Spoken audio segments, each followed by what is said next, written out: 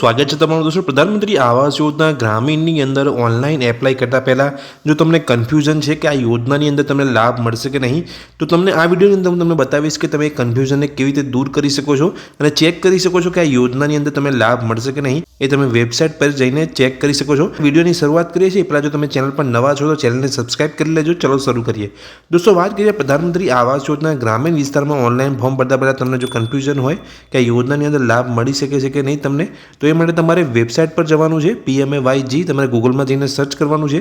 જે તમને નીચે વેબસાઇટ મળે છે એ ઓફિશિયલ વેબસાઇટ છે, એ વેબસાઇટ પર તમારે ક્લિક કરવાનું છે।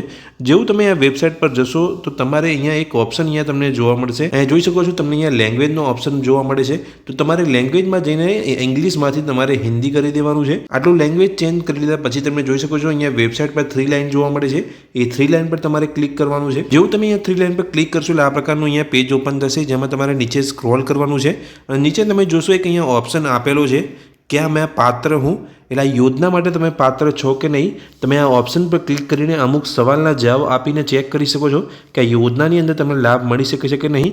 તો આ ઓપ્શન પર આપણે અહીંયા ક્લિક કરીશું। તો આ ઓપ્શન પર તમે ક્લિક કરશો તો તમને ઇંગ્લિશમાં અમુક ક્વેશ્ચન અહીંયા પૂછવામાં આવશે, પણ હું તમને અહીંયા જે ક્વેશ્ચન છે ઇંગ્લિશમાં એ તમને ગુજરાતીમાં કરીને બતાવી દઉં છું, જેથી તમને ખ્યાલ આવે કે આ ક્વેશ્ચનની અંદર તમને શું પૂછવામાં આવે છે, જેથી તમને ખ્યાલ આવી જાય કે આ યોજનાની અંદર તમને લાભ મળી શકે છે કે નહીં। જો આપણે અહીંયા ક્યાં મેં પાત્ર હું એના પર મેં ક્લિક કર્યું હતું, તો એ આપણે અહીંયા જે યોજના છે તેના માટે પાત્ર છે કે નહીં, તો અહીંયા અમુક સવાલો આપણને પૂછવામાં આવે છે। જેમાં પહેલો જે સવાલ છે તમે અહીંયા જોઈ શકો છો કે શું તમે નીચેમાંથી કોઈ પણ શરતોને પૂર્ણ કરો છો, તો એમાં જોઈ શકો છો પહેલો જે છે એની અંદર આશ્રય નથી, એટલે તમારી પાસે કોઈ રહેવા માટે કોઈ ઘર નથી, કોઈ આશ્રય નથી। બીજો એક સવાલ છે નિરાધાર છો, ભિક્ષા પર તમે જીવો છો। ત્રીજો એક ઓપ્શન છે કે તમે મેન્યુઅલ સફાઈ કામદાર છો, કોઈ જગ્યાએ સફાઈ કામદારનું તમે કામ કરો છો।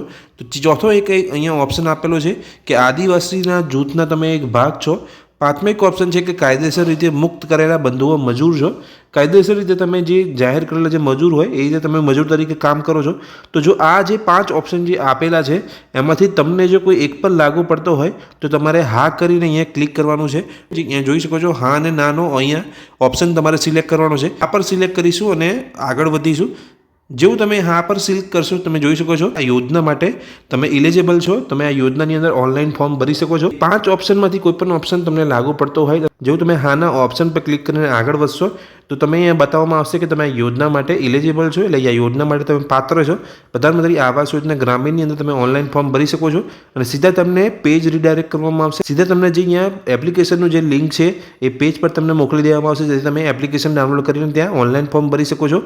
હવે જો 5 ઓપ્શન જે આપણને આપેલા હતા એ 5 ઓપ્શનમાંથી તમને કોઈ ઓપ્શન લાગુ પડતો નથી, તમે ના સિલેક્ટ કરો છો તો શું આગળ થાય છે આપણે જોઈ લઈએ। હવે જો આ 5 ઓપ્શનમાંથી તમને કોઈ ઓપ્શન લાગુ પડતો નથી તો તમારે ના પર ક્લિક કરવાનું છે।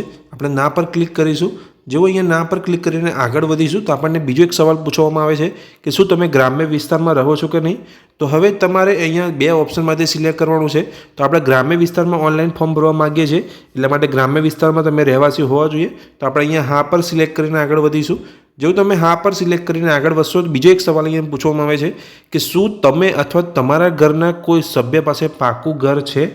જો તમારા કોઈ પણ ઘરના સભ્ય પાસે પાકું મકાન હોય તો તમારે અહીંયા હા સિલેક્ટ કરવાનું છે। જેવું આપણે હા સિલેક્ટ કરીને આગળ વધ્યા તો તમે જોઈ શકો છો આ પ્રકારનો મેસેજ તમને જોવા મળે છે, પાત્રતા સૂચન, તમે PMG લાભો માટે પાત્ર નથી, વધુ વિગતો માટે કૃપા કરીને PMG માર્ગદર્શિકા જુઓ, જે વેબસાઇટ પર માર્ગદર્શિકા આપેલી છે। તો એ તમારા ઘરના કોઈ પણ સભ્ય પાસે પાકું મકાન હશે તો પણ તમે અહીંયા ઓનલાઈન ફોર્મ નહીં ભરી શકો, અહીં તમારે પાત્રતા અહીંયા મેચ કરવામાં આવતી નથી। હવે વાત કરીએ કે જો તમારા ઘરના કોઈ પણ સભ્ય પાસે પાકું મકાન નથી અને આપણે ના સિલેક્ટ કરીએ તો શું થઈ શકે, તો આપણે અહીંયા બેક જઈશું અને અહીંયા જે ઓપ્શન આપેલો હતો એની અંદર આપણે સિલેક્ટ કરી લઈશું ના।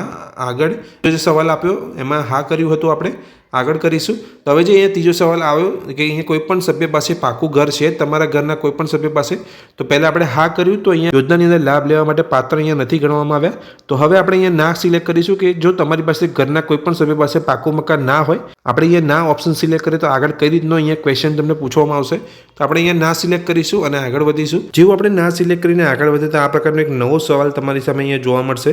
શું તમે અથવા તમારા ઘરના કોઈ પણ સભ્ય કચ્છના ઘરમાં રહેશો અથવા ઘર વિહોણા છો, તો આ જે સવાલ છે, જો તમને મેચ થતો હોય, તમે ઘર વિહોણા છો, તમે આ રીતનો ઓપ્શન હોય, તમે હા પર સિલેક્ટ કરી શકો છો, અને જો ના હોય તો તમે ના પર સિલેક્ટ કરી શકો છો. જે તમને અહીંયા ઓપ્શન મેચ થતો હોય, તો આપણે જેવું હા પર સિલેક્ટ કરીને આગળ વધીશું, તમને એક નવો સવાલ ફરી પૂછવામાં આવે છે, શું તમારા ઘરમાં 2થી વધુ રૂમ છે?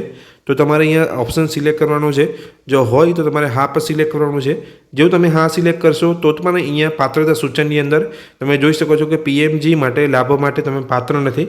તો આ રીતના ઓપ્શન તમને જોવા મળે છે. આ વિડીયોની અંદર હું તમને માહિતી આપવા માગું છું કે તમે જો ઓનલાઈન ચેક કરવા માગતા હોય કે પ્રધાનમંત્રી આવાસ યોજના ગ્રામીણ વિસ્તાર માટે ઓનલાઈન ફોર્મ ભરતા પહેલાં જો તમે આ યોજના માટે પાત્ર છો કે નહીં, એ જો તમે ચેક કરવા માગતા હોય તો આ રીતે તમે વેબસાઇટ પર જઈને ચેક કરી શકો છો, તમારી પાત્રતા ચેક કરી શકો છો. અમુક સવાલોના જવાબ આપીને તમને જે જવાબ મેચ થતો હોય એ ઓપ્શન સિલેક્ટ કરીને તમારે આગળ વધવાનું છે, જેથી તમને ખ્યાલ આવી જશે કે તમે આ યોજનાની અંદર ઓનલાઈન ફોર્મ ભરી શકો છો કે નહીં. તો આ વિડીયોની અંદર મેં તમને જે માહિતી આપી, જો તમને ગમી હોય તો વિડીયોને લાઇક કરજો, ચેનલને સબસ્ક્રાઇબ કરી રાખજો. આ જ રીતની માહિતી મેળવવા માટે થેન્ક યુ.